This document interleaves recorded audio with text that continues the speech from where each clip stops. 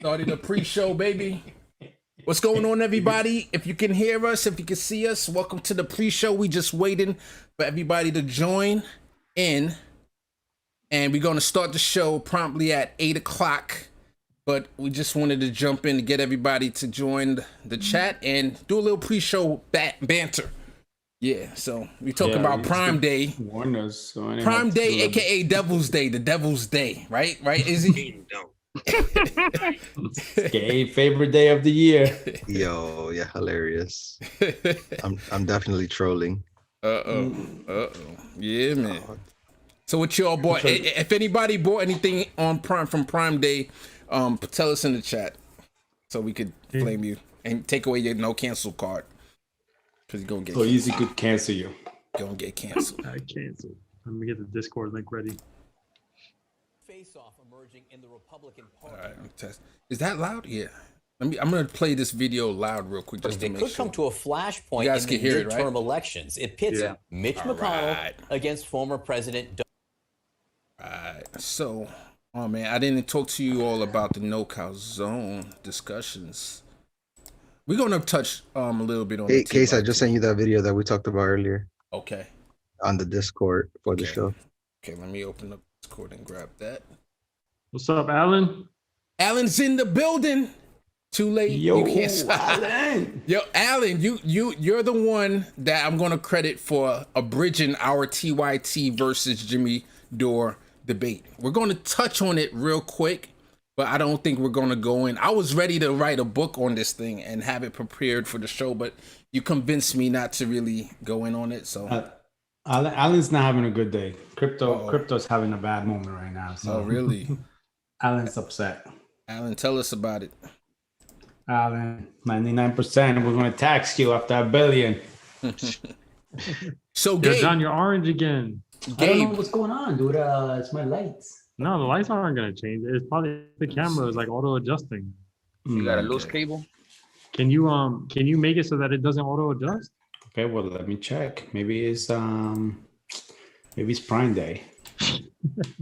Everything is Prime Day today. So adjust for low lighting, auto. Gabe, I'm gonna play the video you gave me first. We're gonna touch on that first. All right. All right. Let me see what else we got here. I will see the message pop up first on Restream before I even see it on YouTube. Yeah, I think everything's lagging my computer. My phone. I get notifications later than other people in my house. Yeah, Alan is down in the market. Yo, you should buy some AMC stocks. I bought it at $52. I gotta check and see where's that now. $52. Yeah. Yeah, it's up to Alan bought it at $2. Matter of fact, let me check where it's at right now. See stock. Is that 55? Okay, so it went down. Yeah, so I heard the reason why it's down is because the Fed announced that they're gonna raise interest rates, right? That's what I heard. That's the whole stock market is down for that reason. Yeah, exactly. But they said 2023. It's because of Joe Biden. Joe Biden is responsible for the stock market. I saw, who was it? Ghost or some Republican was blaming Biden for gas prices. Yeah. As soon as somebody says that gas prices are because of Joe Biden, I gotta end the conversation because we always want to hate on Joe Biden, but you gotta realize the president. There's a great TikTok about that. That the president, what you call it? Oh man, I gotta send it to the group. But he's basically saying, "All right, I'm the president. I'm in day one. What do you want to do?" And he's talking with the oil exec. And he goes, "I want to make gas cheaper." And the oil exec's like, I want to make it more expensive. The oil exec is like, "No, but it's been so cheap for so long." And then Joe Biden's like, "No, I'm gonna make it more expensive. Make it happen." And then the oil exec goes, "Okay, I guess." I thought that's how it works. My lights. I was pretty sure that's how it worked. John, you need a new computer. I know. And I'm going to go check Prime Day. Nah, you're good. Never mind. You're good. You're fine. I know what's going on. Beautiful orange. I know what's going on today. I'm orange. I'm white. Look at it. Oh my goodness. Yeah. Keep going with the Get Case a New Computer Fund. Yeah, keep that going. Like, I don't know what's happening here. It was fine, but whatever. We'll make it work. So, since it's pre-show, you guys, I'm gonna show something because I want to keep our pre-show people entertained. And let me see if I could bring it up. I'm gonna bring up the meme of the week if I could. Oh no, Carlito, Alan's coming for you. What are you saying? He said, "No perdona, Felipe. Carlito, you might be next on the chopping block." Oh, snap. I'm showing this. They're getting rid of everybody that's not extreme left. Let me tell you, I've been there with Alan, and you don't want to be in there, man. You guys can see this meme. He does not hold back. You can see this meme. Yeah, we saw the graphic. Yeah. It says, "I'm still not giving up hope that we can work together," and then it shows Mitch McConnell giving him a wedgie. I thought that was funny. Wedgie. They both Yeah, clowns. Damn. Yeah, they are clowns. Those are no fun. I got a wedgie before in like middle school or something. That ain't fun. Manchin is what the right wing calls a cuck. That is what he is. Totally. You about to get a ban again? Oh shoot, that's it. And we're demonetized. Do it. Sometimes I wonder if they really meant to spell his name like, mansion, like a house, and then they're just from West Virginia, so they couldn't figure it out, and that's what they went with. Aye. Got him.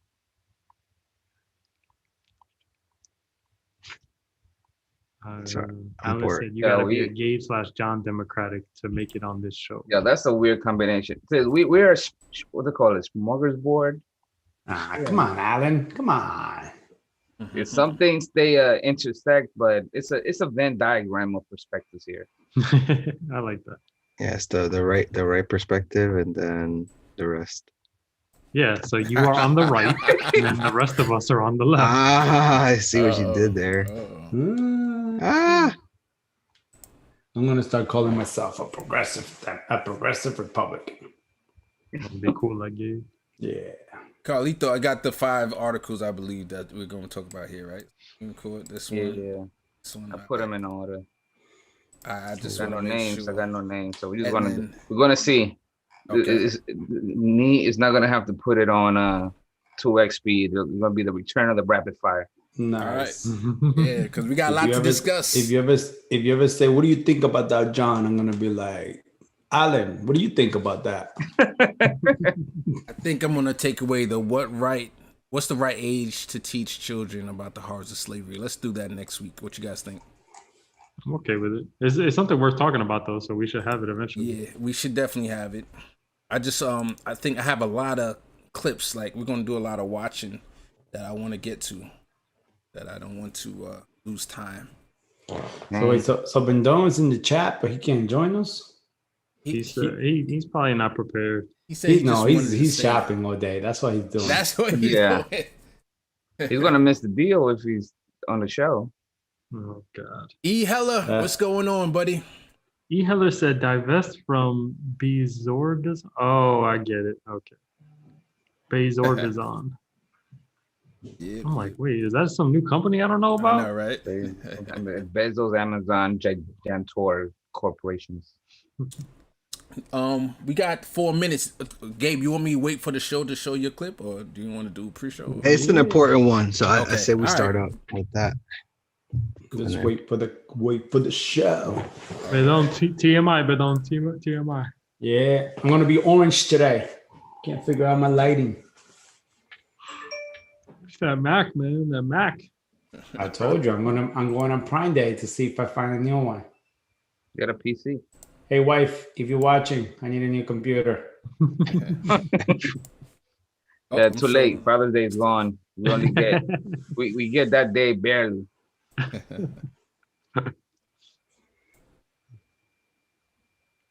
Yo, Alan, sell some stocks. Buy me a computer. Just let Says the everybody stock know guy, the guy that's loaded with stocks. we're about to start the show in 3 minutes. Just let everybody know who's waiting. Man, how come I saw maybe 3 ads for Father's Day? For Mother's Day, it's like wall to wall. You can't even even through pandemic, the restaurants be packed. That's because they deserve it. You don't deserve it. What? You are bugging. No respect. You don't Yo, deserve are you it. kidding me?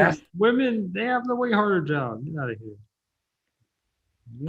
Wait. Kind of dads get some love, man. Jesus. You get some love, a little bit. Damn, he said we get no respect. No love, no respect. Hey,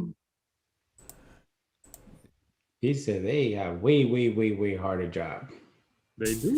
So, Izzy, the New York mayoral's Democratic primaries tomorrow, man. How you feeling? No. Yeah, the primary. Yeah. The primaries tomorrow. How you feeling? Rachel's Oh. voting. How you feel? Who's going to win? Man, the polling's been all over the place because of ranked choice voting, but there's still like Eric Adams. He's still too high in the polling. Man. That concerns me. That dude's a Republican. Yeah. Like, what is going on here? Your boy Yan says, Who's you know who that comment he made, it was that dude's something else, man. Which one? Which comment? He makes a new comment every freaking week that makes him sound stupid. The one for mental health. oh, look at Gabe. The mental health one. Jimmy Door. What did he say about mental health? Well, he said that what was it? That the people that need it or something is we the people, because some weird stuff. They were talking about crime and how many people with mental health are out there, and that's when the cops go crazy, blah blah blah. And he was saying, well, we like, you know, yeah, they need help, but you know who else need help? All of us. We deserve safety, and blah blah blah. Man. All lives matter. All lives matter. Mm-hmm. Yo, Gabe. Yo, Is that you? Is that you in the background? It is. Yeah, that's him there. Zork is Bezos from the Fifth Element movie. 40 pounds. Yeah. I remember that movie. So I was thinking, if anybody said, hey, Case Study QB, political junkies hate Jimmy Dore, you can't do that because Gabe and I watched Jimmy Dore. And you know how people usually just say, oh, TYT is not progressive. I think people look at that word. Hate is a strong bends word. over for Jimmy Dore. He's Yeah. showing his booty to him. People right now. should be calling out the Gabe personality. had called the guy a national treasure, and Well, you're the one putting your booty on camera. You're trying to get us demonetized. Oh, This it's ain't time to Twitch. start the show, What is bending baby. over? Actually, Why it's are Twitch. you? That's a homophobic comment. Uh-oh. this guy Cancel. said, Homophobic. I Canceled. didn't say you should. Toxic. You should have. Toxic. Carlitos is canceled. Hey, Yo. I didn't say you're bad for liking it. All right, guys, let's start the show. Ready? 1, 2, 3, let's get it. What's going on, everybody? This is Case Study QB, and we are the political junkies back at it again. Let me go around the horn, say what's up to my people. It's Carlito. We got Gabe. We got Izzy. We got John. What's going on, Carlito? I see you got your peoples in the background. You celebrating? That's Yeah. it. That's all I gotta say. That's That's it. enough. All right, Everybody knows what the deal is. Keep it moving. Gabe. you should send a thank you note to Doc River. Gabe, what you got in the background? We got the national treasure, Jimmy Dore. Gabe the with man, the Jimmy myth, the Dore. legend. We got a lot to talk about today, so very excited. See, I told the people who listening to us, we got everybody, a little bit of everybody on the team, on the political junkies. You got people who are going to be on the side of TYT, you're going to have people on the side of Jimmy Dore, and this is how we're going to have a civil discussion about it a little later. Not too long, because I don't want to spend too much energy on it, but we're going to see how it goes. Izzy, my man. Oh, Alan said. I don't think Alan there's got gonna the be people thumb aside down. on the TYT. I'm just saying that Yeah. it's not we're not gonna go to the Jimmy Dore defense. I don't think they, each of All them. right, let's talk about it later. Let's talk about it later. Izzy, how you doing, my man? I'm doing all right. I'm looking forward to tomorrow's results for the New York City mayoral race. We're a little nervous about it with the way Adams is polling, but we'll have to see. But keeping my fingers crossed. I want to touch on that a little bit later also. We got a big packed show today. John, how you doing, my man? I'm good. I having lighting problems. I'm orange today, so I think I need to go to Amazon Trump. Prime, find me a new computer. There's a very good ring light on Amazon Prime that was on sale. I have a ring light. It's just maybe it's time to upgrade. Oh, I think you're just showing your Trump supporter status right there. Turn it on. Man, trying to be orange. All right, so Wow. Carlito, you're on a roll today. Just because your team won a game, learn how to act. I didn't even say the name of the team. You never been there? Learn how to act, bro. We actually been there. We've been there. before, like when the process started, we went there, we tanked, we came back, and the process still going on without making it. So act like you've been there before. All right, so I need to say the name of the team. Super props to the Hawks. They had no business being in the Eastern Conference Finals, and they are there. They're playing with house money, and I think they're gonna go to the finals. Hey, that's what I said. Carlito, I said it. No, see, I think they're the heat of this year. You are a reverse jinxer. I don't want you to say that. Yeah, he was making fun of you. But let's keep it moving. Let's get back to the show. All right, so I want to give a shout out to our guy Bendone, who's also in the chat. So you want to hit him up in the chat. Now, this is the No Cow Zone for today. We're going to talk about how low will you go? We already established billionaires shouldn't exist 2 weeks ago. So we're going to see how much wealth should one person accumulate. We're going to talk about that, and that's going to really challenge the No Cow Zone because somebody's getting canceled. I have a feeling. But anyway, the next one is going to be, should progressives play identity politics when picking a candidate? And we're going to talk about, Shahid Buttar, who's running in Nancy Pelosi's district. That's an example because you would probably want to get another white woman progressive to replace Nancy. I don't know if Shahid, he's already ran twice and he wasn't successful. So should we get a woman of color, a white woman progressive to challenge Nancy? Like, this is tough conversation because there's some people that are going to say, no, we could just get somebody progressive. We don't need that. But this is the strategy that we're going to discuss. So we're going to see if we have people on different sides of this conversation. And then the one that I didn't put here for good reason, because we're not going to spend a lot of time on it, is TYT versus Jimmy Dore. So we're going to touch on that. I think we'll touch on that first to get it out the way. Not first in the show, but first in No Cow Zone. All right, so next, I want to just show real quick. We called it. You did. You did call it. Never fail. My bad. But I did want to show this Medicare for All website. Let me see if I could bring it up real quick. Bam. Medicare for All. And this is Medicare for All actions, right? So they're going to be promoting marches and various. I see there's one in Boston that's coming up.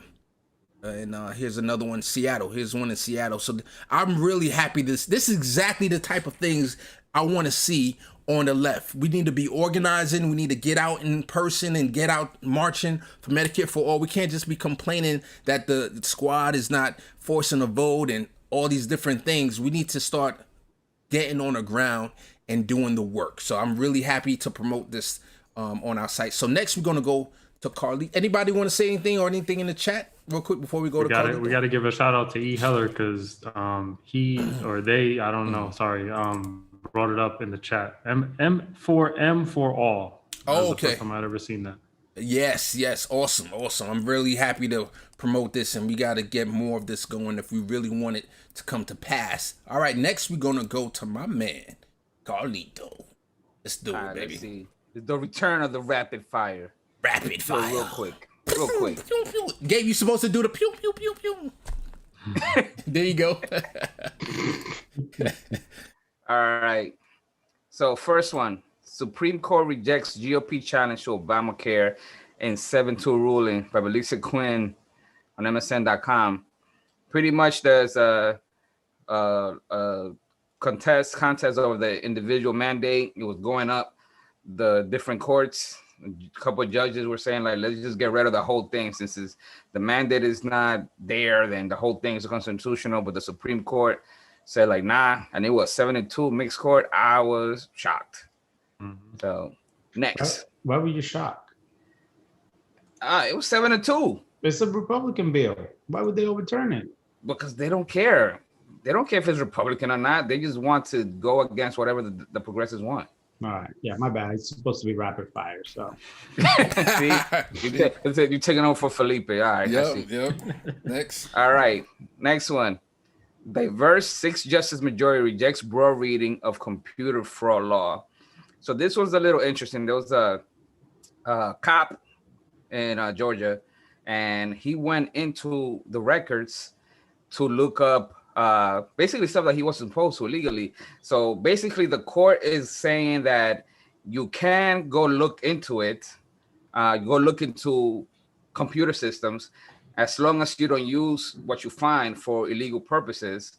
Whereas the government was saying just accessing it for those purposes should be illegal. And I'm in two minds of that, because you could see how if this law if it was upheld, you could get anybody for anything. Like you got anybody that's going into computer systems at work, and if they want to find, whistleblowers specifically, they could just say that, well, you already were in the system, automatically legal for you to do anything if they want to. Whereas the court says, like, well, they actually have to do something with whatever they find in order to, prosecute them. So, I think I'm okay with this.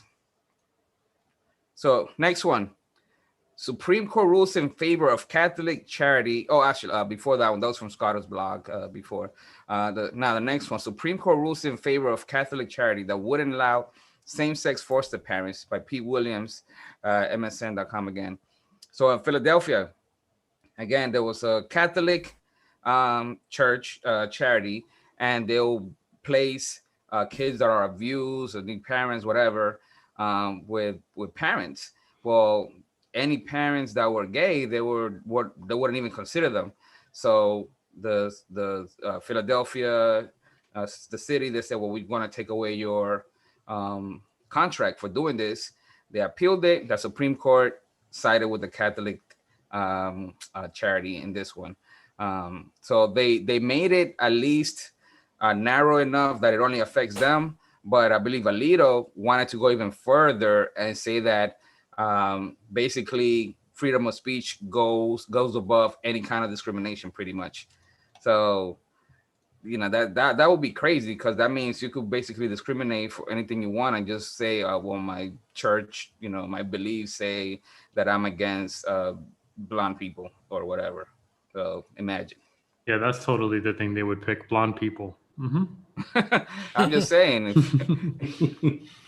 So next one from Scotto's blog. In unanimous ruling, court agrees with athletes that NCAA violated antitrust laws. So this one, very good, unanimous decision. Pretty much it says that athletes can get benefits, non-monetary benefits from school. The NCAA didn't want people, students to even get like a laptop, free laptops or whatever, for because they will violate their amateur status.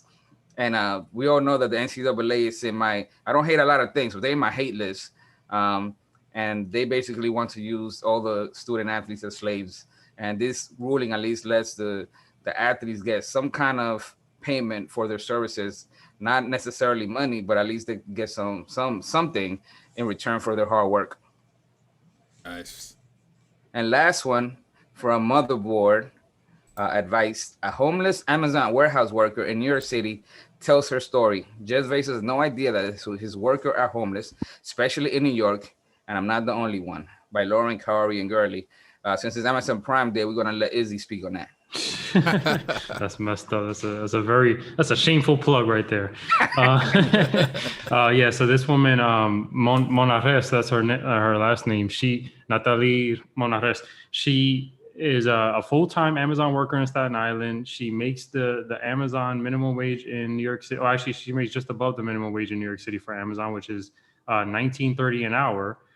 She works 12-hour shifts, and she straight up lives in her car in the Amazon parking lot, because she doesn't feel that she can afford rent plus groceries plus gas and all that plus health insurance, all that stuff off of her Amazon pay. $19.30 an hour, which, a lot of times people are like, oh my God, that's amazing. But really, I mean, it only comes out to, I believe it's like $37,000 a year.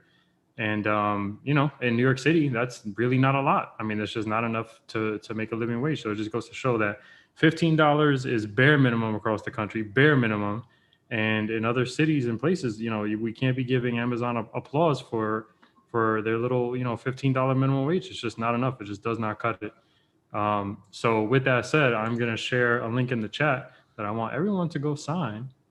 And have fun with that. It's Jeff Bezos is taking a trip to space soon. And maybe if we all sign this charter, he won't come back. So we'll see. That's not progressive. Why not? Stay in space. Why not? He can live in space. That space could be all him. We take Earth. He can have the rest of space. That's cool. What's wrong with that? Famous last words, and then he colonizes space. So real quick, Ali Amberson in the chat said, hack the planet, hack gay adoption.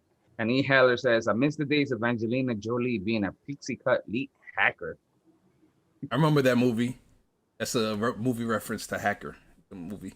All right, so I'm going to play this video from my man Gabe. And let's play it. Oh, thanks, boss. I think a bonus might be in order. Really? He's got to start over? Not for you. For me. Over. Okay, here we go. Hey, boss, can I run an idea past you real quick? Yeah, sure, Teddy. Come on in. What do you got? Okay, you know how right now we have to pay for our customers' medical bills when they go to the emergency room? Yeah, I know. Well, what if we didn't do that? Go on. Okay, so we look at the diagnosis the emergency doctor gives the patient, and if it's not a real emergency, we don't pay. And we decide what's an emergency and what's not. Exactly. So we make the patient figure out on their own whether or not they actually have a medical emergency. Yeah. Which they won't be able to do because they have no formal medical training. It's perfect. And then they'll blame the doctor when they get a huge bill.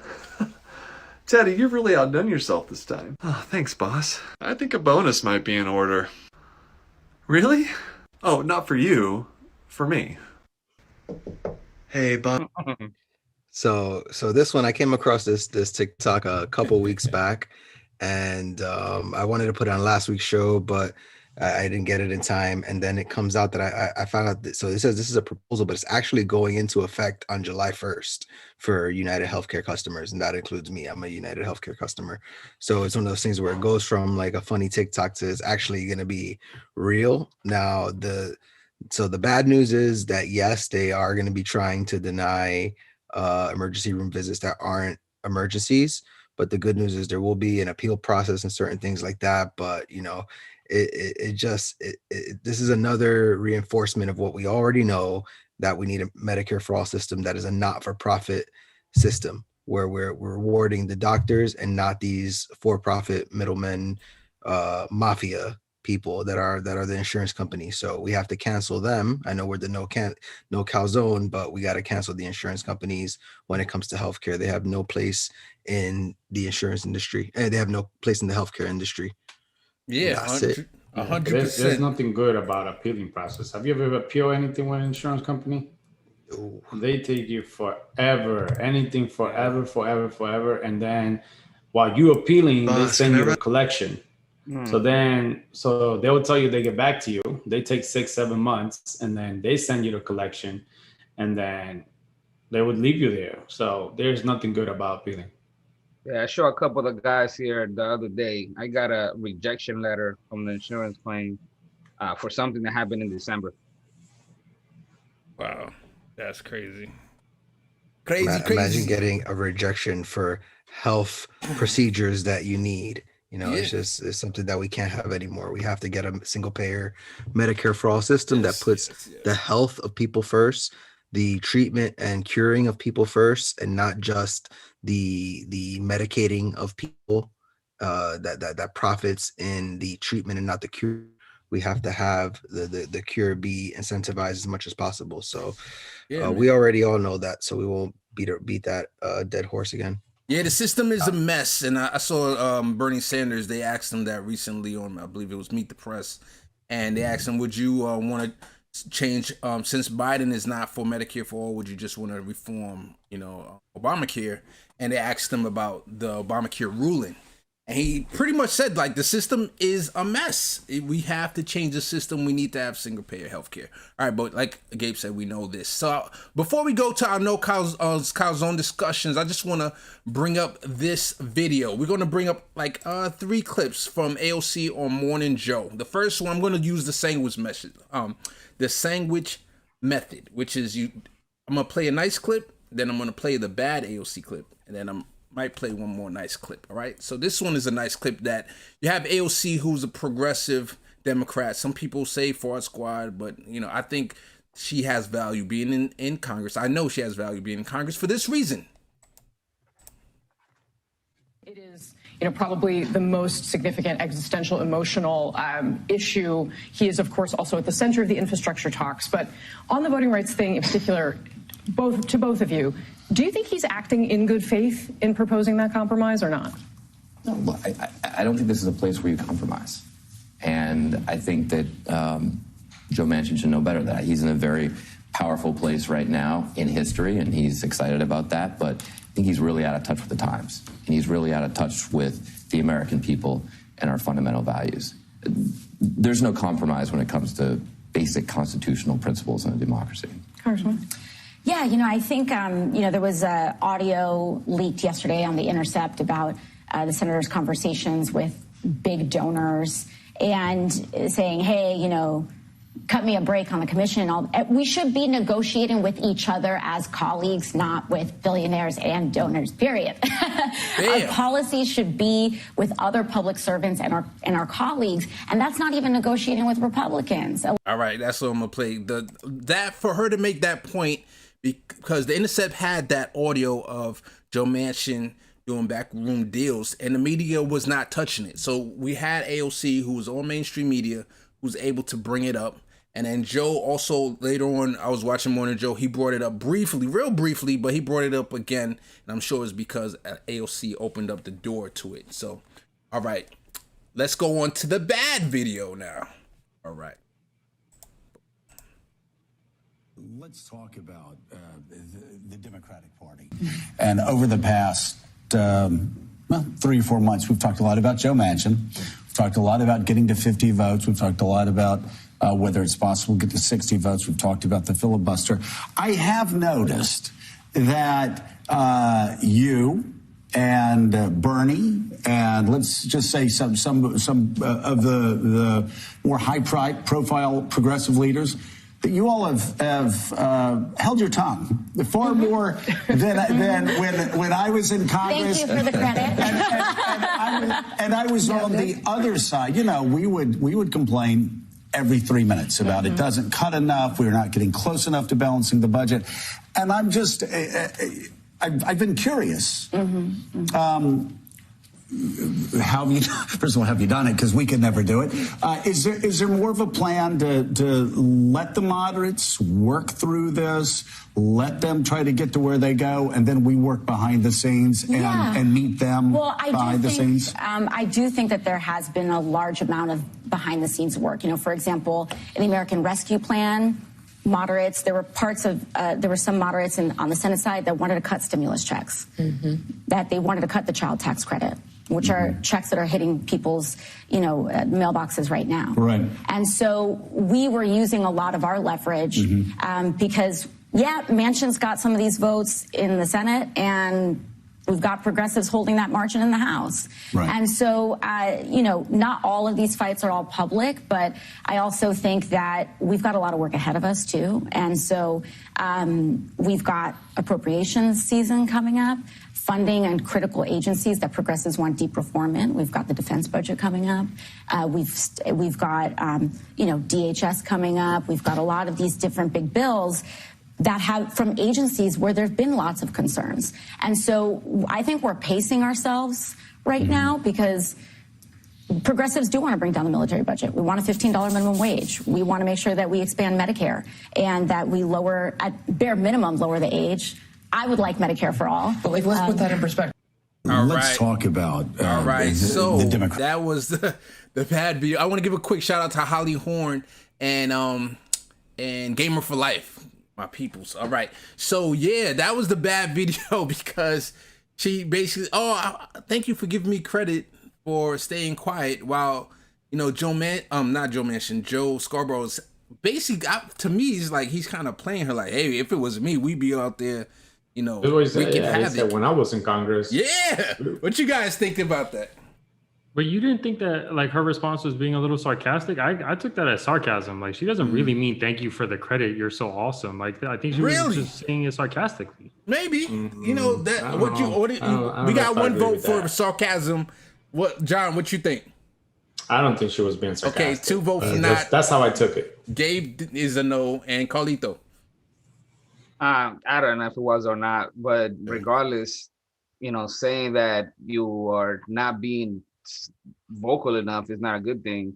But at the same time, at least, we know she's not as progressive as a lot of people want, especially Holly Horn, calling her a liar and everything. I wouldn't go that far, but working behind the scenes is something that politicians do, and we know Bernie does it all the time, even when he doesn't get credit for it, for working on bills even with Republicans. So, it's not what we want to hear, but at least she is working behind the scenes, as far as I know.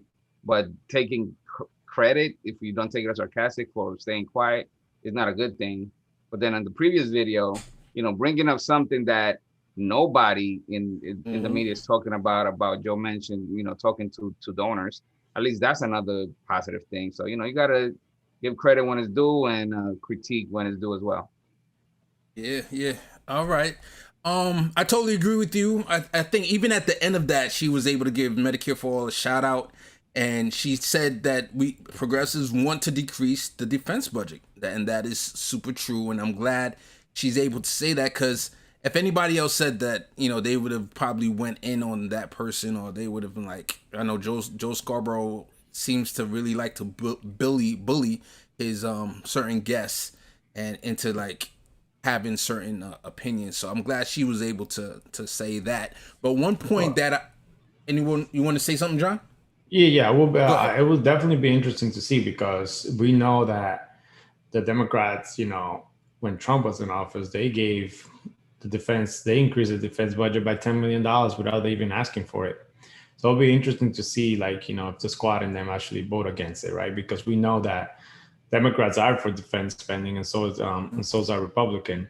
So they may get the Republican vote, but it'll be interesting to see, if they hold that against that, hold something and actually have a backbone and get something in return.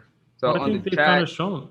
Sorry, go ahead, Carlito. I say on the chat, E. Heller and Gabe talking about that, forget behind the scenes. It should be working out in public, calling out the hypocrites and using the bully pulpit. Well, that's kind of what she was doing there. She called it out on Morning Joe when no other show was even bringing the topic up.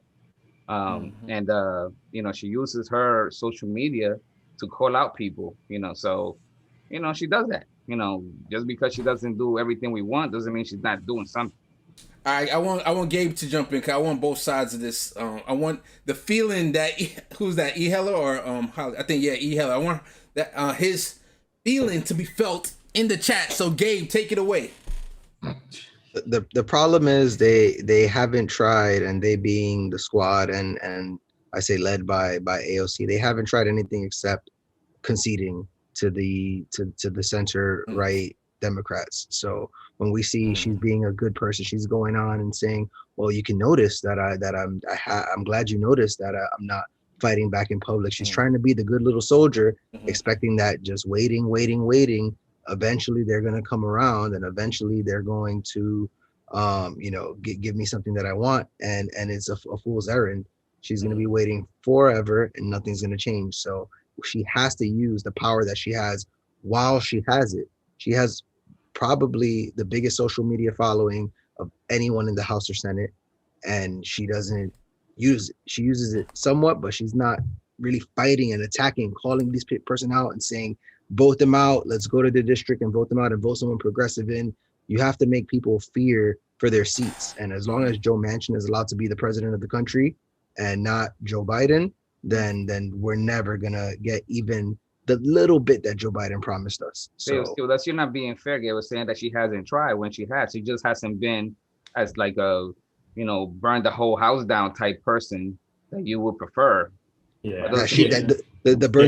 You mean the type of person that she is, because she said that she would rather prefer to be a one-term representative when she was running than to be someone who falls into the Washington establishment. That's her word. Say that. She's not the political. She's not the person that you donated to it when she was up and coming, that she said she was going to go there. She's not the person that people from that district and people from all over that donated that they thought they would send it.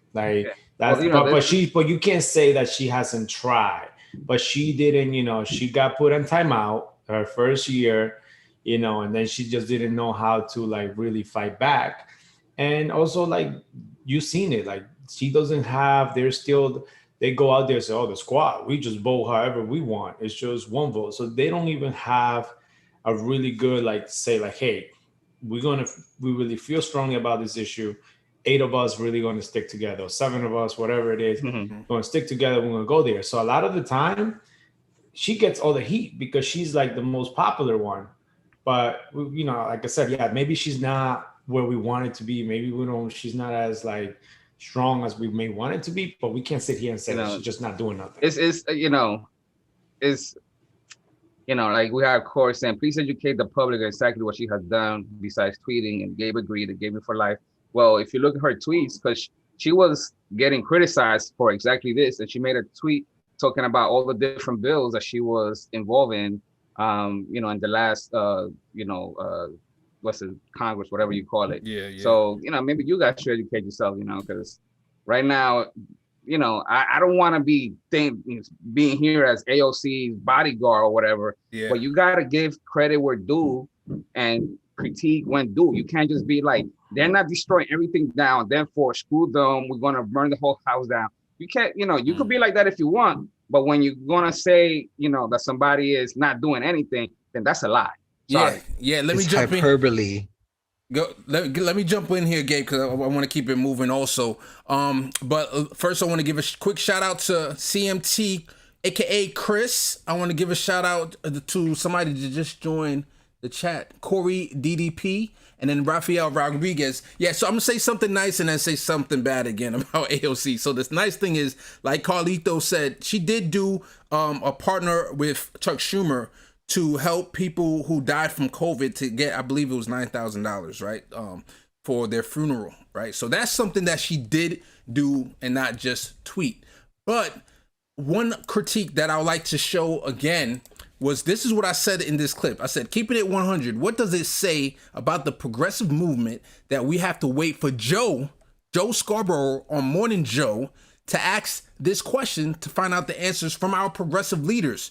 Like, I don't see the squad or her AOC talking to the people that we normally watch. And I'm talking about all the different flavors that's out there. TYT, Jimmy, she's not going on Jimmy Dore anytime soon, but Kyle Kalinske, we have David Doe, all the different progressive mediums, and she doesn't really go on them at all. And I really like this video. I had to clip it out from Jamal Thomas. Boom. Are they under orders to not go on any progressive media, on any independent media? Because seriously, since they got elected, I don't think they're allowed to do it. Maybe it's that the Democratic Party has frozen them out. It's a serious question that needs to be called out. Why aren't the folks that we got elected coming back on the shows that helped them get elected? That's a fair question. That's a fair point. It's a fair point. That's a fair point. But again, it goes back to what we always said. The left is so divided. If she goes on Jimmy Dore's show, the TYT folks are going to completely cancel her. If she goes to TYT, the Jimmy Dore fan base is going to cancel her. If she goes to the Kyle Kalinske show, like somebody that doesn't like that show, they're going to, like, there's no way. Like, I get it. Yeah, she definitely think, but our movement is so divided. Like, you see, like, even what we were talking about, it's just, it gets to a point that is just so bad. Like, we don't even know what side to pick in it. And we all say we're fighting for the same thing, but we're killing ourselves. We like literally fighting amongst each other. So if I would run and get it, I wouldn't go to any of those shows, because anybody that would go do it, it would be the same thing. Like, if I go here, they will cancel me. And if I go there, they will cancel me too. So there's no winning. But she's already canceled. I'm about to cancel her because she's not going on any shows. And this is the thing that you got to understand. It's not that you're going on these shows to give that particular show publicity or to get that particular show money. You're going on that show to talk to the people. And I know she has her own YouTube channel. I don't know how often she is on there because I'm not subscribed to it necessarily. Or she has her Instagram account that she does videos, and she's always on Instagram. She's always on Instagram. And she talks directly to her constituents. The thing is, she doesn't have to answer the questions that her constituents in the chat might ask, you know? So when you go on a TYT or any of the progressive media, they can ask you the tough questions that we expect you, whether we like it or not, we like the answer or not, we still want to hear your answers to these questions. And that's where my beef is, you know what I'm saying? Yeah. And, So and whose by the mind way, is she going to be changing by doing that? Okay, so she gets asked tough questions. Whose mind is she going to change by answering tough questions? I respect people who at least, you know, who I'll give an example, Ro Khanna. I haven't seen him recently in a lot of different media. Actually, he still does his thing. But from the time I first saw him on Jimmy Dore years ago, he was the first Justice Democrat before even a Justice Democrat was even elected, and he was on TYT. He goes on Fox News. He goes everywhere. He's a great example of a progressive. And I know some people don't consider him that progressive, whatever. He's a great example. Right there. Yeah. So he goes on all these shows. You don't even consider him that much of a progressive. No, so not what are we me. crediting him for? So not me. Some people, I've heard other people. Real quick, Carlito. I've heard other people about how the Carlito, right real is quick. always a message and coming out and doing stuff. And whenever a new topic of conversation comes up, and Ro Khanna was an example that was given of somebody that actually goes out there, tweets, gets ahead of the message. And what did we say over here? Some of us were saying like, it don't matter what he does, nothing's going to change, blah, blah, blah. So, what's the point? So you know what? So even when he does the right thing that you're giving him credit for, Case, some of us even in the show are saying like, whatever, it's not going to happen. What's the point? Yeah, so, you're not going to satisfy everybody. Now, as I'm hearing you guys talk, you know who I blame for this? Just the Democrats, because they should be able to say the candidate that they have. They should say, if you're a candidate, you win, we put you there. These are some of the requirements that we need you to go. We need you to go to a progressive show and give people the time of day, because those are the people that helped you elect you. And maybe they don't. Yeah. Well, I agree 100%. I give them credit. Like I forgot what said in the chat. Like, they're not my friends. None of those people are my friends. The AOC is not even in my district, so I'm not here trying to be her buddy or whatever. But at the same time, I'd rather have her than some Republican. I'm not the type that's going to throw out the baby out with the bathwater. And the reason why I still, even though, people say stupid crap all the time, even on the progressive side that I don't agree with, but I'm okay with them saying it because I'm all for moving the overtone window. So that way, when something that is actually progressive is seen in the media, is seen as something that's center and centrist, instead of everything being all crazy and QAnon, and then what Republicans say being the centrist choice. So I'm okay with people that disagree with me, even if they're extreme, because at least it's going to move the overtone window to the left, and we're going to get actually what we want eventually. Let me just clarify my thoughts on Ro Khanna. I always consider him an ally. And what I mean by some people don't consider progressives is the same people that say fraud squad and a lot of different things. And I understand the angst with these people and the way they move and the way they strategize and the way they don't strategize, honestly. But I consider, when I count how many pros versus cons do that person have. And I think Ro Khanna has more pros than cons for him being in Congress. That's how I look at things. Okay, and does AOC have more pros than cons? Of course. Yes. All right, then that's the discussion right there. But I think one thing we have to be clear. I think that sometimes in the chat they think that we come here to defend AOC. Like, I think we always been fair and call. Like, I always gave her a B minus in her grade and stuff. I think there's some big people on the show that say, "Oh, she's an A." I have completely disagree with it. But we can't sit here and say that all she does is 2E and she hasn't done anything. Has she done what we want, what we would have hoped and expect? No. But people talk about, they should go back to those shows to answer the tough questions. Questions that, maybe some questions, just because some people on those shows believe that the forced to vote should have happened and she maybe didn't have the squad and everybody to do it, doesn't mean that's a tough question. That's just going to create more division. That's going to create, and I think sometimes some of the shows, included some of the shows that we watch, not a lot of them, they don't really help the candidate. They probably create more issues because the left love to eat the left. So we constantly just beating ourselves up. So if I was a candidate and the way that the left is going and the way that some of those shows are going, I would not go to them because it's a mess. We are a completely mess right now. All right, let's play this out. How would you get your message out? You know how many candidates are running right now, and I don't even know who they are because they don't go on any of the shows.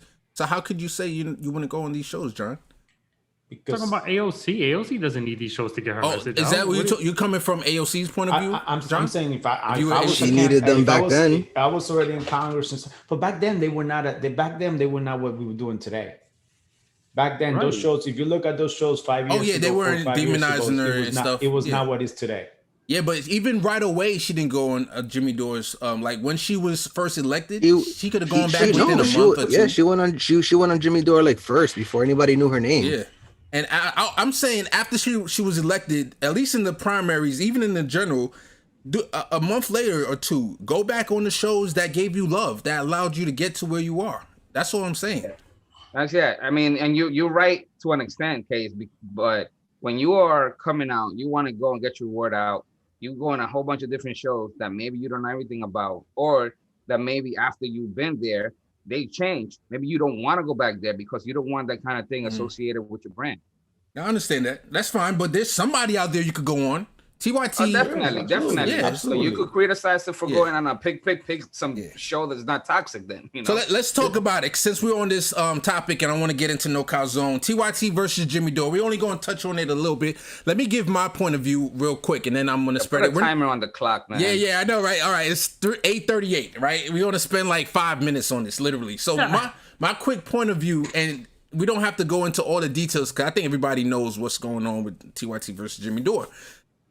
I knew about Jimmy Dore at least a year or 2 years before he even joined TYT. He had his own show on Pacifica Radio, and I came across there was a curator on YouTube that used to put together a whole bunch of left podcasters, and I kept hearing him, and I thought he was funny, and I actually sought him out, and I found out, okay, Jimmy Dore, and I started listening to his podcast. So when he finally joined TYT, I was ecstatic because here's two of my favorite progressive leftists coming together, collaborating, and it was glorious. I mean, for many years, and then they created Aggressive Progressive, where he started bringing on different people with different views, with Russiagate, with Syria, and I love the debate. That's me. I love to hear both sides of the story, and then I can decide who I believe and who I would side with. And then to see the fallout and to see where it's come to, I'm very sad. It's almost like I hear a lot of people say it's like their parents fighting and you don't know which side to pick on, and that's how I feel. I mean, I have beef with TYT with certain things that they do. My honest opinion is I think they do try to be the MSNBC of the left, and what I mean by that is they do shy away from certain topics. They shy away from certain candidates. An example of that was when they supported Beto O'Rourke, and they had Sima Hernandez was a much more progressive person running against Beto in the primary, and they did not support the more progressive because I believe they probably thought she didn't have a chance. And here's Beto, who's already in the Congress, now running for Senate. He has a better chance of winning. If I could give him the platform, maybe I could build something with him where he will continue to come on the show later on. So one thing I got to give Cenk credit, though, was that later on he admitted his mistake and he brought Sima on TYT to apologize to her. So that's just one example of one of the things that I noticed that they did do wrong. I have other examples, but I'm not going to go into that. And then with Jimmy Dore, I think he has become super divisive over the years. I mean, if you're trying to build coalitions, and he's brought on different voices, and he's talked about building coalitions on his show. He interviewed the Bugly Boy and et cetera, et cetera. You got to be able to build coalitions with your friends. I mean, and it's sad to see that. I don't even know if Cenk and Jimmy could mend their differences. Okay, I talked enough. I'm going to put it back. It's 8:41, so 2 more minutes on this topic. That was 3 minutes just for you alone. My bad. Gabe needs 5. Gabe, go ahead, Gabe. He's been talking on the chat. TYT is garbage. TYT, as a former subscriber, as the former home of progressives, they called it Rebel Headquarters. It was the go-to for when Bernie was running, and after they took a big investment, I think in the chat they said it was the Katzenberg investment. I think it was $25 million.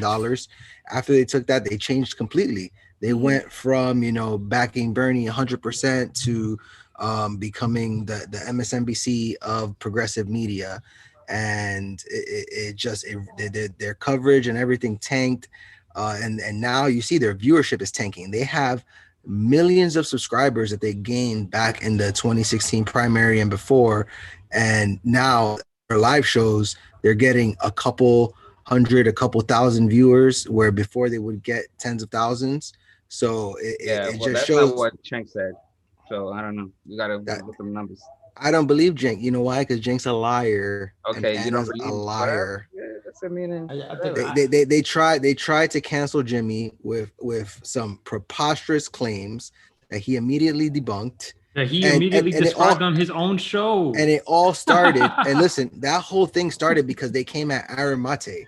And then they start coming at Brianna Joy Gray. They come at everybody who doesn't want to spew their MSNBC nonsense. And so if it was just Jimmy, you'd be like, oh, okay, these people, they just got it out for Jimmy or whatever. But they're coming at progressive. They said that Aaron Mate is paid by Russia. They said that he's a Kremlin. Hold on, hold on. You're talking all this about TYT. Raise your hand if you support TYT right now and you're a huge fan of TYT. I still watch TYT. Nobody here cares about TYT. I'm not a huge fan, but I watch it. That's why Gabe can't say, "Oh, TYT is garbage," and then just be like Jimmy Doris, the man. No, like I think they both garbage. So wait, Carl, everybody here thinks they're both garbage. No, Nobody hold on. Just for the room, we're not saying TYT versus Jimmy because we support TYT. No one. I don't give any of them money. TYT. I don't give any of them money. All right, so let me say this: I still watch TYT. I watched it before the show came on. And there are certain, like I said before, you have to weigh the pros and the cons. So this is my question about TYT. If you can literally switch TYT and MSNBC, do you think it would be beneficial to have TYT on that cable channel versus MSNBC or any other channel? Is there more pros? I don't think there'll be more change. I think Carlito said duh, right? Of course. So that's why I would say there's things that I disagree with TYT, but I still find them valuable to be in the progressive space. And I was watching them the other day. They're interviewing progressive, like they had a progressive DA of Brooklyn that's running for Brooklyn. She has a hijab, I think a jihad, I think you call it, and she's Muslim.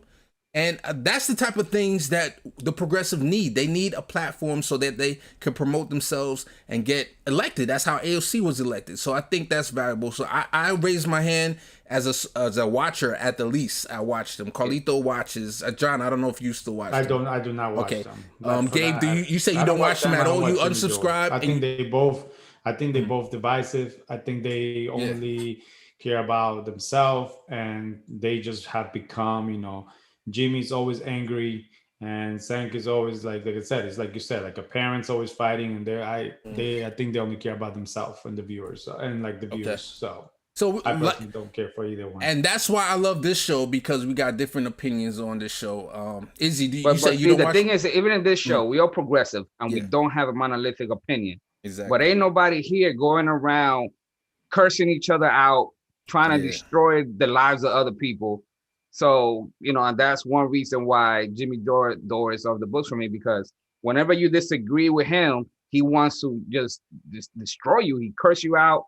A lot of their supporters, the same thing. There's no kind of civil disagreement with him, period. There isn't. And then another thing is like with some of the people like him is that they're also hypocrites because, when we talk about, let's say, we keep talking about AOC, for example.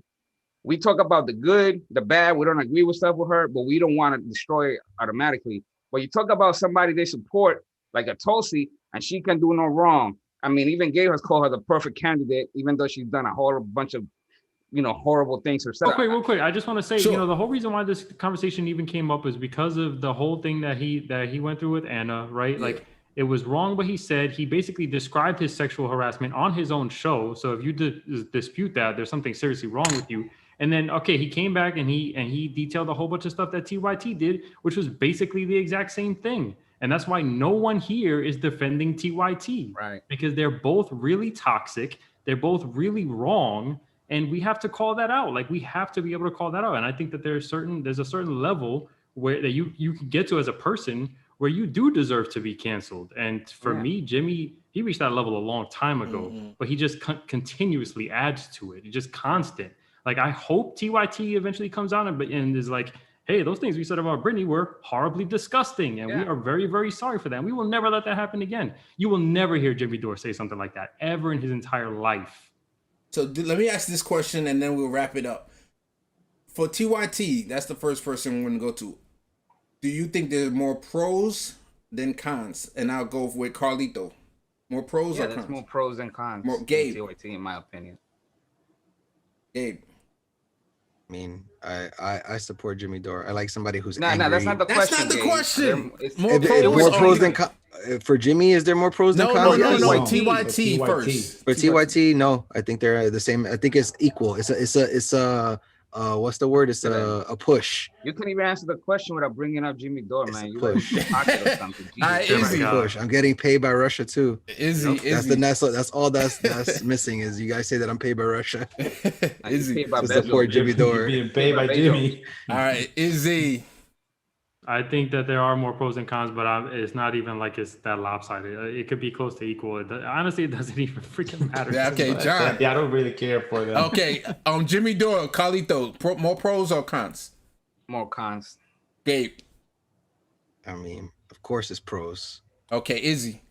That's a obvious cons. Obvious cons. I know your opinion on Jimmy Dore. John.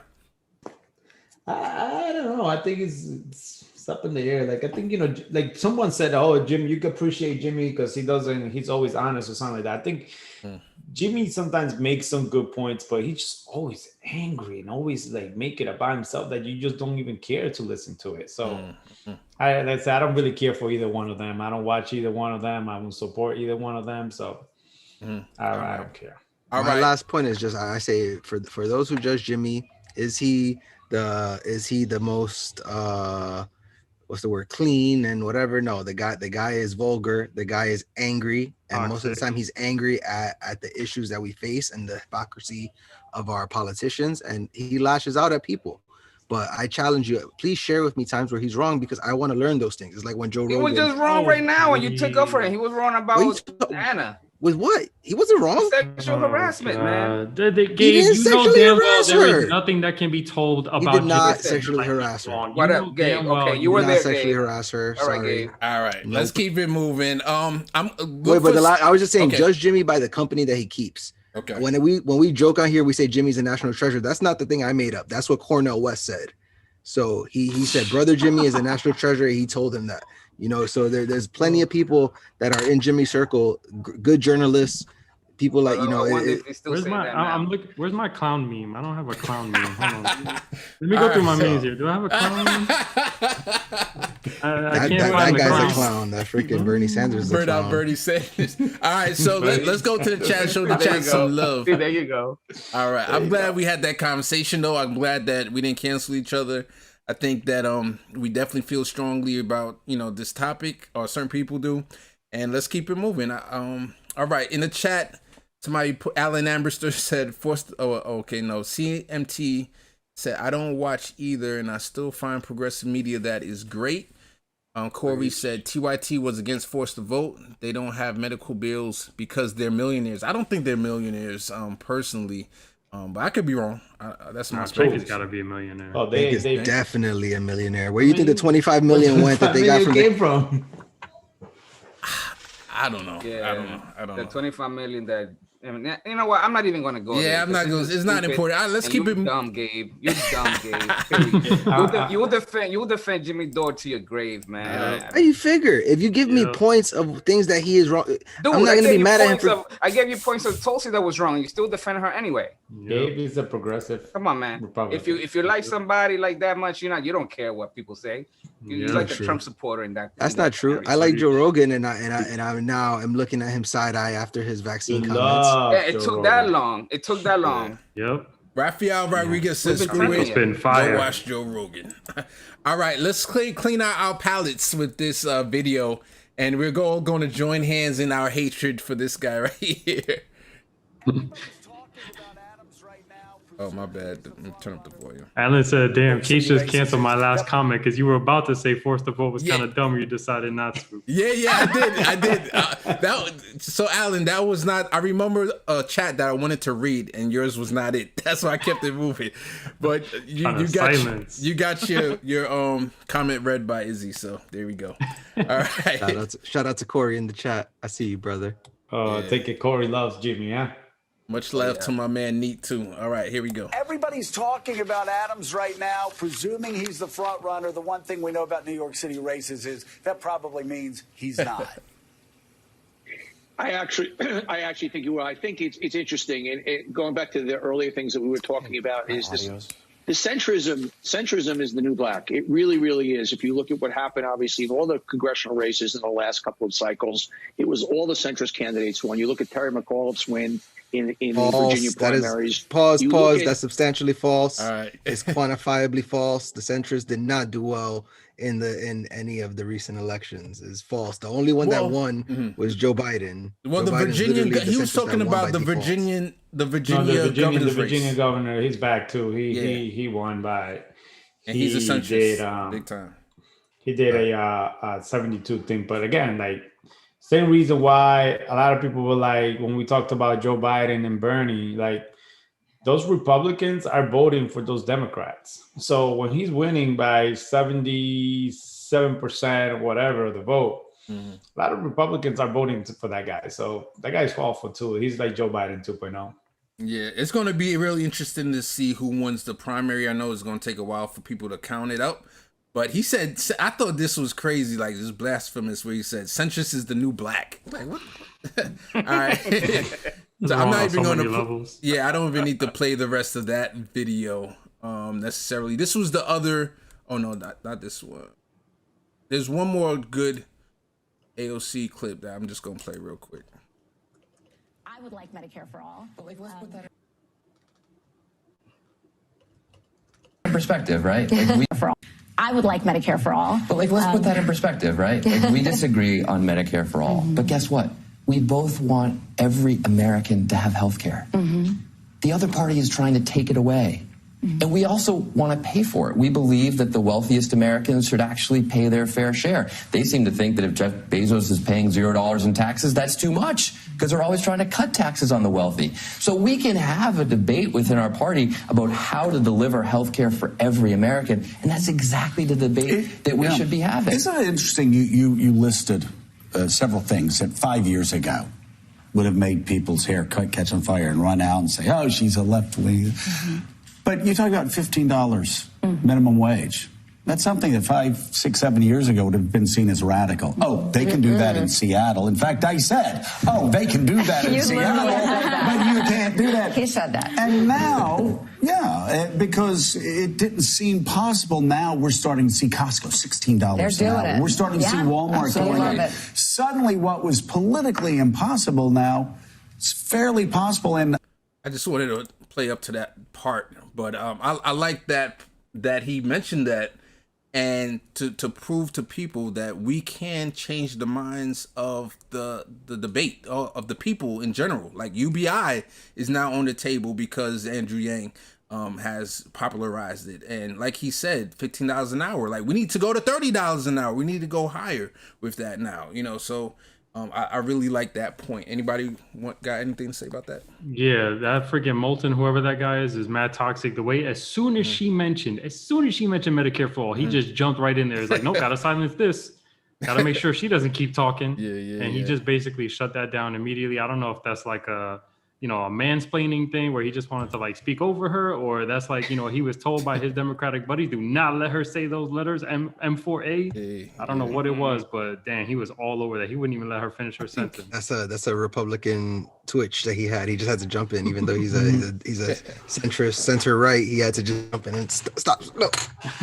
I think he ran for president, right? He ran for president last time. Did he? I don't recognize real him. Quick. I think he ran real quick. All right, so let's go to our next no cow zone real quick, and let's see if we can cancel somebody today. Somebody's going to be canceled. As if we haven't already. I know, right? So how low will you go? We already established billionaires shouldn't exist, but what is the limit of wealth one person should have? So I'm not going to lead the witness. So I don't want to go first because I have strong feelings about this. So I would say I don't want to put a number like in terms of a dollar value. I want to put a cap in terms of how many more times can you make as a CEO compared to your lowest paid worker. Like every company should have a limit where they can't, CEOs can't make more than whatever, 35 times or whatever it is. And you just have kind of like a scale structure from there. Every company should work that way. That's what I feel. I actually like that a lot, actually. I know that Richard Wolff talked about a very big, I think the Martragon cooperative, I think they have a limit of 8 times. You can't make, as CEO, you can't make more than 8 times the lowest worker. That's awesome. I think in Japan it's like 300-400, I think, right? Something like that. That's way too much. Yeah. So I don't know. I mean, so if you want to, move up with the success of your company, okay, fine. But everybody has to move up with you. Okay. Like that's, yeah. Alan, John. So you're no longer okay with 99% after $1 billion, because that was the last week episode. Well, yeah, but can you really get to $1 billion? If that's the policy, are you really even going to get to $1 billion? I mean, who becomes a billionaire at that point? Talking about salary or wealth, I'm talking about wealth is a different thing. How do you tackle wealth? That's a tough one. Like, how do you just remove people's wealth? I don't know how to do that, but yeah. Okay, so you can tackle either one. I'm not going to limit the debate. So if you have an answer for either one, I'll let you talk about it. So Nate is really excited to hear John's thoughts on this. So let me go He thinks I'm a Republican, so I'll go last, I guess. Okay, all right, that's fine. Carlito, what you think? Yeah, I think I mentioned it before, and I don't know where I got this number from, but it was 300-1, like Casey said. And I said 35 to 1. I said 35 to 1, but yeah, but a 300-1, I think if somebody's making, I'm calculator. Let's see, if somebody's making 50, the lowest paid employee is 50,000. That means the CEO could make 15 million. Too high. That's way too high. I mean, for a Wall Street person compared to like a janitor, actually not even Wall Street. You guys gonna hate what I'm going to say, but go ahead. But I mean, even that, that's. People will say that's too much. Yeah, because it is. I mean, people will say like John will say that's not enough money. 15 million a year is too low. No, I'm not saying. I wouldn't say it's not enough money. I'm just joking. I'm just joking, yo. I'm joking, John. No, but my thing is this. I always go back to this, right? We always say, like, we are never going to be satisfied or happy. Like, if Jeff Bezos decides to give everybody in New York $50 an hour, and New York rents are through the roof, easy, or somebody's going to say no, he should pay them $100 an hour. So what we have to say as a society is, you see, we say, like, look, yes, the employees, I think Mark Cuban talked about this. The employees, you get shares the same way that the CEO gets, right? You make $30,000-$40,000, you make a living wage, and you get shares into the company goes up, you go up.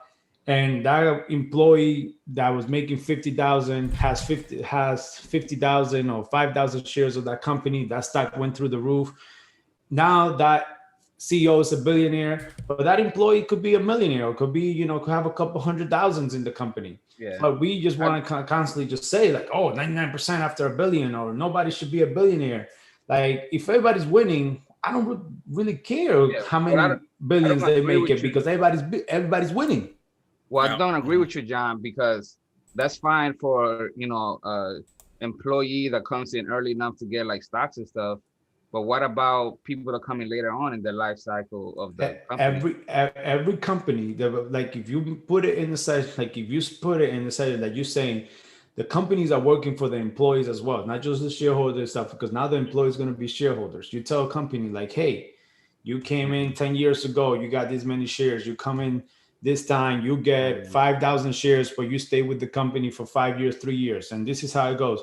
And that stock in 5 years triple. That means that your value of those stocks triple. Yeah, man. Okay, so what do you do I for can't pay rent. I companies can't that- pay rent with stocks, John. I need cash money. That's a great point. But that's a lot of the. But that's what I'm saying. But you guys saying a lot of those wealth and those billionaires are stocks, are shares. Yeah, It's because the they have stock market. millions to pay rent. But no, that's a great point, Carlito. But what I would also say is, what do you do about the companies that aren't public, that don't have stock? I mean, what do you do then? There's a lot of small businesses out there, medium-sized businesses that aren't in the stock market. That's true, but you don't see what you don't see those like billionaires. I don't know.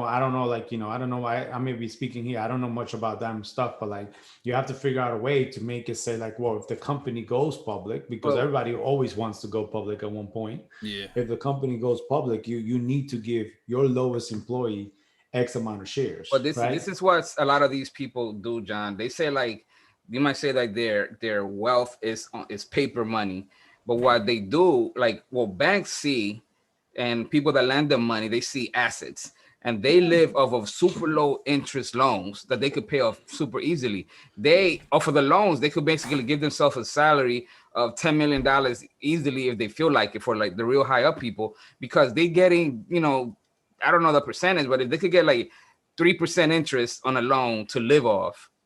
All right, so let's go on. Yeah, but real quick. I get it. I'm not saying that, we always have to change. There's going to be tons of things to think. You have to change the tax law. You have to change making sure that everything loophole is closed and everything. But what I'm saying is, if you end up changing all of that and you get your employees to get paid a living wage that we always talk about, and they get something in the company and stuff, and then they make it whatever, like, I don't really care if that CEO is making 15 billion because everybody's winning. But now if that CEO is doing all this loophole that we currently are, that they're not paying no taxes, that they're getting away with it, they're not paying their employees, yes, you totally have a problem with that. But we always never going to be happy. We're always going to find something that's going to be like, well, that shouldn't be the case. Well, let's find out. Let's do it and find out if we're going to be happy or not. All right, let's go to Gabe. I think that I'm kind of somewhere in the middle, is that I never want to count other people's money that are around me. Like, let's say if my friends get a raise or a new house or something, or even if bosses or people in my company get that. But where you start to look at it with a side eye is when people are making all the money in the company and then others are not. So I'm kind of with John on that. I think that, we know that there needs to be a minimum wage that's a living wage for all companies, and for companies that are big and have stock and things like that. When the company grows, the employees should grow. Just even the concept of just shareholders in general is these ghost people that are many times not in the company, and they're prioritized over the people actually working there. It doesn't make sense. We should lean more towards worker-owned co-ops. But do I think there should be a maximum wage? At this point, I do think that there should be a maximum wage. I don't know what that number is. If in the NBA, LeBron can have a maximum wage and other players can have a maximum wage, there's no reason that the CEOs cannot. They should have a maximum wage, whether it's, I don't know if it's 300 million. I don't know if it's 30 million. I don't know what that number is. And that's something that I need people smarter than me in economics and stuff like that. But there is a point that will still keep you hungry to succeed and grow your money, that will not disincentivize you, but also be fair enough to distribute to the system. Because when you have people that are that rich, they exponentially get more benefit out of the system than everyone else. Just the fact that people aren't there with pitchforks because there's police and other things to protect them, they're getting more benefits. Because if not, you'd probably have people with pitchforks at the billionaire houses. So the fact that Amazon, I heard one of the progressive people saying this the other day, is that Amazon has all their trucks on roads that are publicly funded, so they're getting more benefit than a person that has one car on the road. So you have to look at all these things, and there's a lot of ideas. You could do a value-added tax. There's so many things that we have to consider, and wealth tax. And I do believe in the concept of a maximum wage, but at the same time, if people are paid fairly and well, then I'm not necessarily going to be looking at the guy above me and his pockets. All right, so this is my opinion on this one right here, right? So first of all, I'm coming from a different angle. I think that rich people are the devil. And what I mean by that is, the devil. If you look at throughout history, You look at, why do we do so many coups d'etats in Latin America? Even if you go back to kings and queens, like the kings and the queens were the one causing these wars for what? Causing the peasants and soldiers to kill each other for what? Right? And that's coming from the 1%, right? So and so let me go back to Latin America. It was the banana fruit company, that caused the CIA, that the CEO at the time, I can't remember the name, contacted the CIA and the Dulles brothers, who were in charge of the CIA, and they're the ones that really transformed the CIA into those killing machines on behalf of Wall Street, pretty much. And I just got a book on audio. I just got an audio book that I'm going to read more information. Hopefully, I'll come back to you guys later to give you more details. So this is my calculation. Each person should have enough wealth that they're financially free. And what I mean by financially free is that they can retire tomorrow. Like enough wealth that you can retire for the rest of your life and live comfortably, but not enough wealth that you can affect other people's lives. You can affect the government system. You could be like a Koch brother and have $1 billion, and you're funding think tanks, and you're causing all this, you're paying for lobbyists, and you're just causing a whole bunch of as of right now, it's unseen, because you're also buying the media. You should have enough wealth, like Jeff Bezos, to buy the Washington Post, to buy your own media companies, right? So the question is, what is that amount? And I, like Gabe said, I'm not an economist, but I think you should be fine with max $5 million. You should be fine with that. I think you should be fine. And well, who's the devil? Politicians. The politicians is because we continue they all rich, right? All this, that's what I'm saying. Like these people that are representing, like they don't. Nancy Pelosi's worth what was it? 100 million, 80 million, whatever millions was. She's a millionaire. Mitch McConnell is the richest senator in the Senate. Kentucky is the poorest state in the nation. So we continue to vote these, my senator here, Mark Warner, is a multi-millionaire, and people continue to just vote for that dude.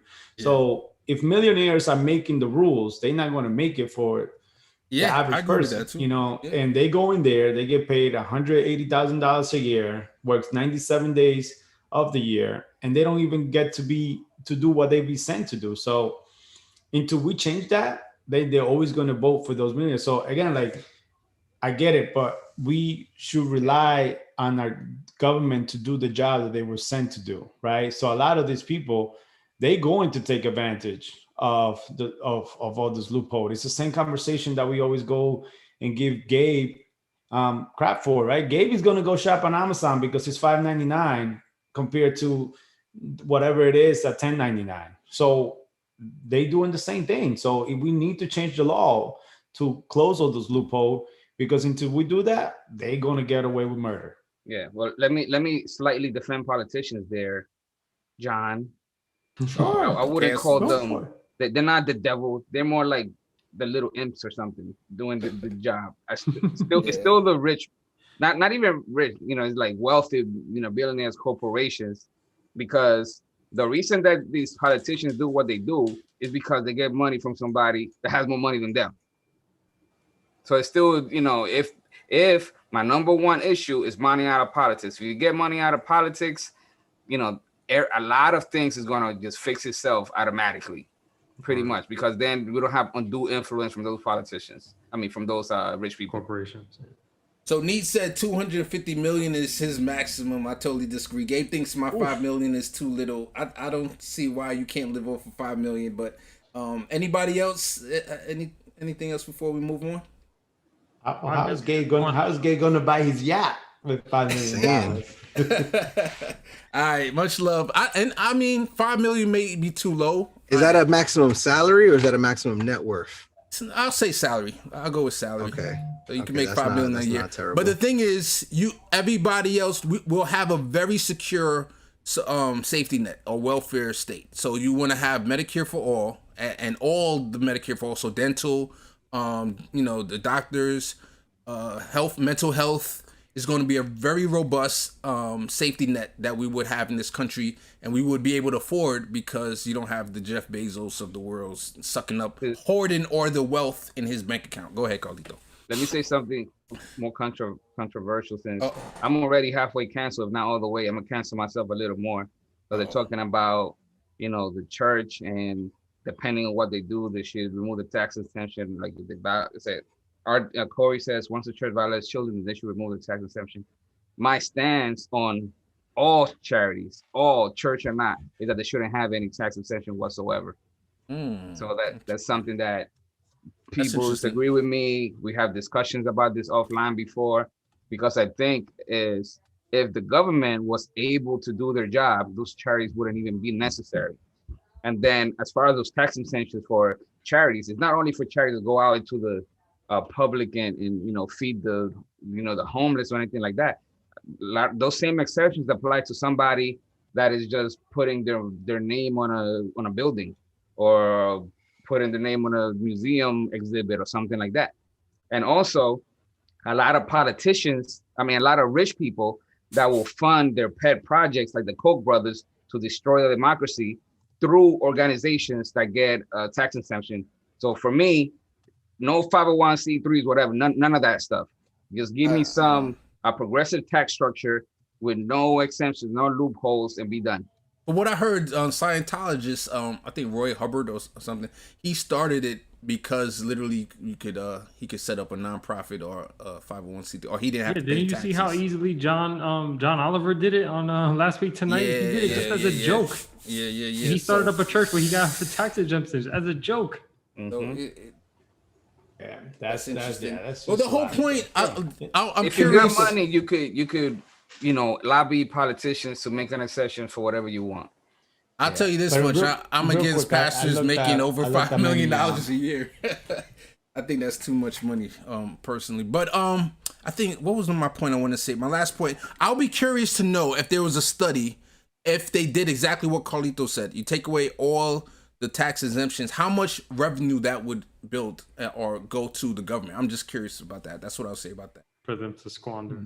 All right, let's end the show. Carlito's wait, ready to go. Real quick. I did a quick search on how many politicians are millionaires, and this is from 2020. It talks about like half of the politicians in Congress are millionaires. So Rick Scott being the top one at 260 million, followed by Senator Mark Warner, and then talked about how Mitch McConnell saw his wealth increase from 3 million to 34 million, and Nancy Pelosi's worth like 115 million. So, you know, so half of your politicians are always going to make the laws that affects them, right? So they ain't trying to, they always talk about all these billionaires and everybody, but they ain't trying to pay taxes themselves. So they're going to make the laws that is benefit them. And until we fix that, nothing's ever going to get fixed. 100%. So I want to give a shout out to Paul Patrick also into the chat. Who else? Let's give the chat some love, guys. Let's see who's in there before we head out of here. Let me see. Lively discussion today. Yeah, they going to call it socialism anyway, Alan said. Who we got? Rafael Rodriguez, shout out to you, Chris, aka we were canceling you in the chat for saying welfare state. We said that's terrible branding. Yeah, I hear you. I hear what. So what's the right branding? What's the right name? There's a lot of. I was saying safety net. We also had what was another one? Social benefits. So there were a couple of them in there. But what is everyone else thinking here? What is the right thing to call Alan that? said safety net sounds too urban. You gotta get social benefits. Yeah. So man, there's so much more to chat about. I wanted to go back to the New York City chat, but it's all good because I didn't understand why when Andrew Yang, which I'm not a fan of Andrew Yang or Garcia, when they collaborated, a whole bunch of people and even Eric, what's his name? Eric guy said it was racism that they came together. I was like, what does that guy do with anything? But anyway, he said racism. He said it was illegal, and he said that they were trying to fix the election. Yeah, what the heck is up with this guy, yo? Dude lost his mind, yo. Everybody from New York City, please go out and vote no later than tomorrow. Well, I get it. Tomorrow's the only last day, And do not vote Eric Adams. Jesus Christ. Oh my goodness. All right, so I'm gonna show. Before I show the end credit, let me have my guys say bye. So thank you all. You could have been anywhere in the world, but you're here with us, and I appreciate that. We got my man's Carlito, Gabe, Izzy, John. We are the political junkies, and if you stayed from the beginning to the end, you are a political junkie as well. Hope you enjoyed this discussion. That's what this show is about.